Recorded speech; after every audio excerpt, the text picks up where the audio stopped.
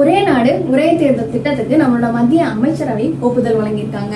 இந்த ஒரே நாடு ஒரே தேர்தல் பத்தி ஆல்ரெடி நான் ஒரு வீடியோ போட்டிருக்கேன். அதோட லிங்க் டிஸ்கிரிப்ஷன்ல கொடுக்குறேன், போய் பாருங்க. ஒரே நாடு ஒரே தேர்தல் திட்டம் படி மக்களவை மாநில சட்டப்பேரவை தேர்தலை ஒரே நாள்ல நடத்தியும் அதுல இருந்து 100 நாளுக்குள்ள பஞ்சாயத்து ராஜ் எலெக்ஷனை நடத்தணும் அப்படின்னும் நம்மளோட முன்னாள் குடியரசுத் தலைவர் ராம்நாத் கோவிந்த் தலைமையில் அமைக்கப்பட்ட குழு பரிந்துரை பண்ணியிருக்காங்க.